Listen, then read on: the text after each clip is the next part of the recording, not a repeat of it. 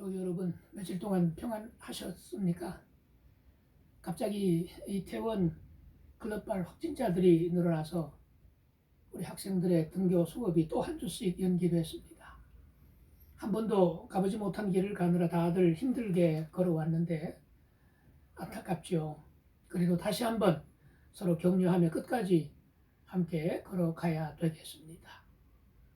요즘 뉴노멀이라는 말을 자주 듣지요. 2004년 처음 등장할 때는 경제 상황 변화에 따른 진단과 대응을 위해서 제시된 경제 용어였는데 코로나19 사태 이후로는 뜻이 확장됐습니다. 이전 시대와 달리 새롭게 일상이 된 사회, 문화, 경제적 변화를 포괄하는 개념이 됐습니다. 쉽게 말하면 지금까지 일상적이지 않던 것이 새로운 일상이 되었다는 뜻입니다. 학생들 공부는 학교 교실에서 하는 것이 일상이고 집에서 하는 것은 일상이 아니었는데 이제는 일상이 됐습니다. 당연하던 것이 당연하지 않게 되고 이상하던 것이 이상하지 않게 된 상황, 이런 것을 뉴 노멀이라고 합니다.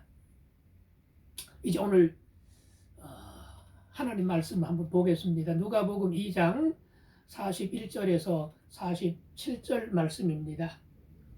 그의 부모가 해마다 6월절이 되면 예루살렘으로 가더니 예수께서 12살 되었을 때 그들이 이 절기의 관례를 따라 올라갔다가 그 날들을 마치고 돌아갈 때에 아이 예수는 예루살렘에 머무셨더라. 그 부모는 이를 알지 못하고 동행 중에 있는 줄로 생각하고 하룻길을 간 후 친족과 아는 자 중에다 찾되 만나지 못하며 찾으면서 예루살렘으로 돌아갔더니 사흘 후에 성전에서 만난즉 그가 선생들 중에 앉으사 그들에게 듣기도 하시며 묻기도 하시니 듣는 자가 다 그 지혜와 대답을 놀랍게 여기더라. 어른이 말하면 아이들은 듣고 전문가가 말하면 비전문가는 따라가고 선생님이 가르치면 학생은 배우는 것이 정상이었는데 오늘 본문은 뉴 노멀입니다. 6월절에 예수님과 6월절에 부모님과 예루살렘 성전을 찾은 예수님을 통해서 우리가 그동안 보지 못한 뉴노멀한 장면을 만납니다. 우선 예수님 가정을 한번 보겠습니다. 예수님 가정은 전형적인 유대인 가정입니다.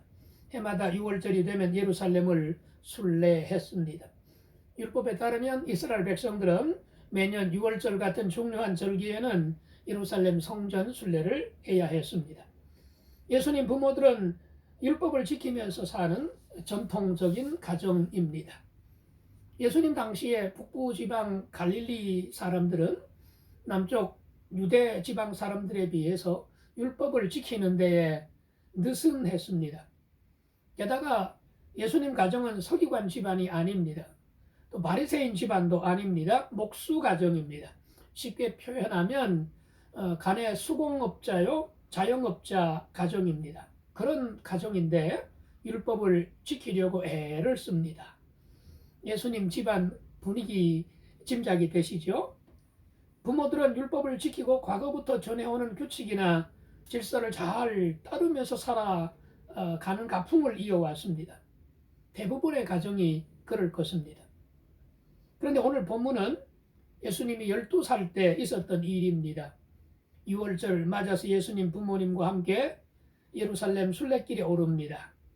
6월절은 이스라엘 백성들이 애굽에서 탈출하던 때를 기념하며 지키는 절기입니다. 6월절은 하루고 그 다음 날부터 일주일 동안 무교절입니다.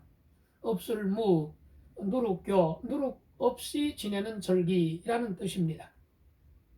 이 모든 절기가 끝났을 때 예수님은 그대로 예루살렘에 머물고 부모들은 그 사실을 모른 채 성전을 떠나서 집으로 돌아옵니다. 하루가 다 지나서 보니 아들이 보이지 않자 그제야 당황하며 찾기 시작합니다. 전통적인 가정, 율법을 잘 지키며 사는 가정인데 아들을 잃어버렸습니다.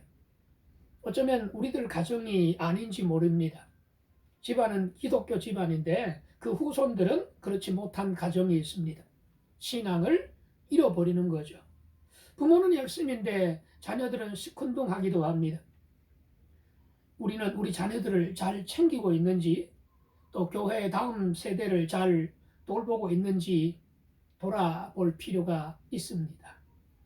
자, 좀 이상하지 않습니까? 어떻게 부모가 자식이 그대로 머물러 있는 것도 모르고 자기들만 돌아올 수 있냐는 겁니다. 두 가지로 대답할 수 있겠는데요. 하나는 예루살렘 사정 때문입니다. 당시 요세푸스라는 유명한 유대 역사학자가 있는데 그가 남긴 글에 따르면 6월절 당시에 200만 명 정도가 모여들었다고 합니다. 그야말로 인구 폭발 상태지요. 그러니 얼마나 복잡하고 혼란스러웠을까요? 또 하나는 이스라엘의 관습입니다.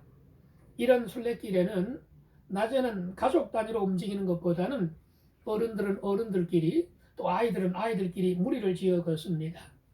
예수님의 부모들은 예수님이 동네 아이들과 무리 지어서 뒤쪽에서 따라올 것이라고 생각했을 겁니다. 그런데 저녁 때 44절이 말하듯 하룻길을 간 후에 잠잘 때쯤 보니까 아들이 보이지 않는 겁니다. 얼마나 당황했겠습니까? 예루살렘에서 나사렛까지는 120km 정도 됩니다. 하루 40km를 걸어도 꼬박 사흘길입니다. 하룻길을 왔으니 40km라고 보십시다. 다시 40km를 되돌아가는데 하룻길입니다. 하지만 길에서 사람들을 만날 때마다 혹시 아들이 있는지 찾아보고 또 아들의 인상착의 같은 것을 들려주면서 우리 아들 혹시 못 보셨냐고 물으면서 되돌아가느라고 하루길이 이틀길이 되었고 합쳐서 사흘 후에야 예루살렘 성전에서 아들을 만납니다. 그 사흘 동안 부모 마음은 애가장이 탔을 것이고 자신들의 불찰을 자책도 했을 것입니다. 그러나 오늘 말씀의 초점은 부모의 그런 심정보다는 소년 예수님의 모습에 집중시킵니다. 부모가 예수님을 다시 만난 곳은 그들의 6월절 행사가 벌어졌던 성전입니다. 예수님은 그곳에 건성으로 가서 건성으로 행사를 치르는 어릿광대가 아니었습니다. 행사를 구경하는 관객도 아니었습니다. 군중들 틈에 기웃거리며 별난 행사들을 눈여깃감으로 쳐다보는 구경꾼도 아니었습니다. 또 행사장 주변 시장 골목에 맛있는 것들에 한눈 팔면서 이것저것 사달라고 응석 부리는 개구장이 모습은 찾아볼 수 없습니다. 소년 예수님은 앉아야 할 자리를 찾아 앉았고 만나야 할 사람들을 만났습니다. 46절 사흘 후에 성전에서 만난즉 그가 선생들 중에 앉으사 그들에게 듣기도 하시며 묻기도 하시니. 이 한 구절이 학교가 어떤 곳이어야 하는지, 배움이 어떻게 이루어져야 하는지, 아이와 어른들의 관계는 어떠해야 하는지 등등 많은 것들을 가르쳐 줍니다. 우리들의 호기심, 또 부모의 호기심인 떨어져 있던 사흘간 어디서 잠을 자고 무엇을 먹었는지는 몽땅 생략합니다. 대신 유대교 선생들과 함께 앉아 있었다는데 집중합니다. 헬라어 성경에 따르면 그냥 나란히 앉은 게 아니고 소년 예수님이 한가운데 좌정한 상태에서 선생들이 빙 둘러 앉아 있습니다. 무슨 대화를 나누었는지는 알 수 없지만 이 간단한 몇 글자에서 공부의 요체가 담겨 있습니다. 공부는 먼저 자정해서 대화할 준비가 된 데서부터 시작됩니다. 교실이 아니라 시장 바닥에서도 골목에서도 공부할 수 있지만 진중한 화제로 깊이 있는 대화를 나누기 위해서는 함께 앉아서 서로 주의를 기울이고 집중하는 태도가 선행되어야 합니다. 아무리 똑똑해도 내내 저 혼자 떠들어서는 가르침이 될 수 없고 배움이 될 수 없습니다. 듣기도 하고 묻기도 해야 합니다. 혹은 묻기도 하고 듣기도 해야 합니다. 경청은 공부의 미덕입니다. 우선 남의 이야기, 스승의 이야기, 어른의 이야기 듣는 것이 중요합니다. 지금까지 우리는 비교적 잘 들었습니다. 그러면 우등생이 될 수 있었습니다. 떠들지 말고 선생님 말씀 잘 들어. 아이 학교 보내면서 엄마가 하는 말이었습니다. 이상하게 요즘은 잘 듣지도 않으려는 경향이 있습니다. 듣고 싶은 말만 듣고 싶어 합니다.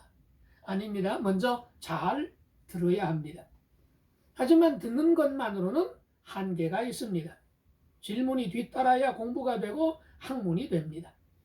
우리나라 학교 교육의 문제를 말할 때 단골 메뉴로 지적되는 것이 질문 없는 교실입니다. 가르쳐주는 대로만 하면 100점 맞는 공부, 떠들지 말고 듣기만을 강요하는 교육이 아직도 진행 중입니다. 당시 유대교는 말할 필요가 없을 정도였습니다. 율법이 기준이고 율법대로 가르치고 율법대로 살면 최고이던 시대인데 뉴 노멀입니다. 소년 예수님은 선생님들에게 뭔가를 묻습니다.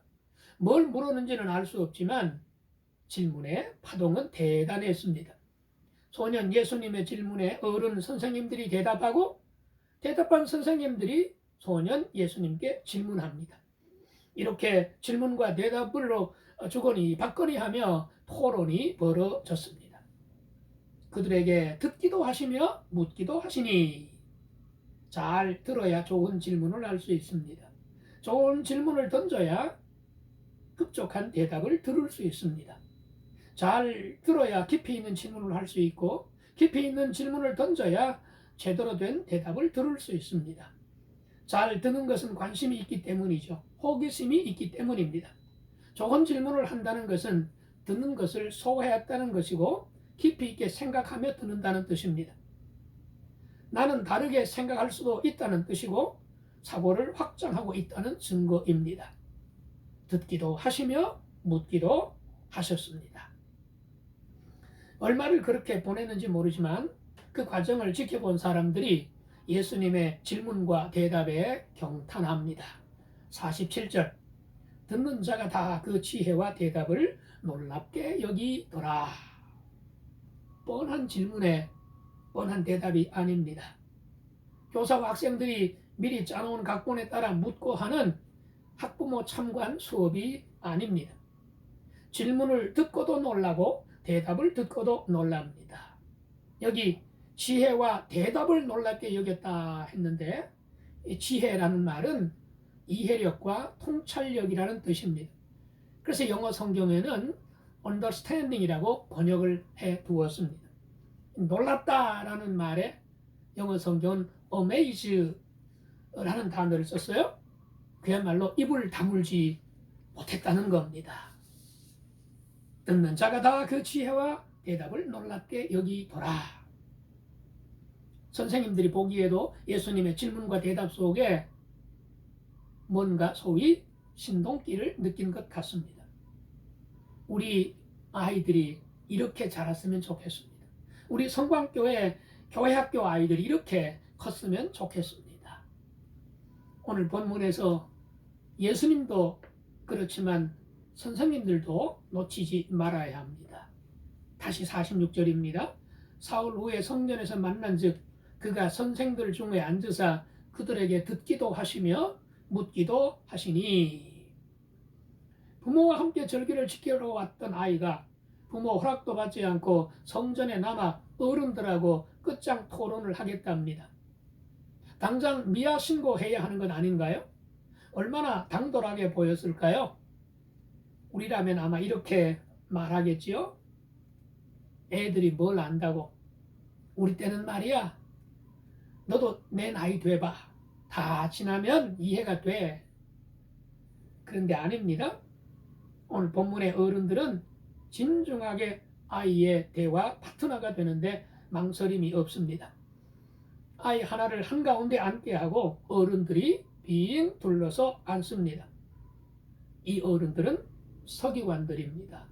율법 전문가들입니다.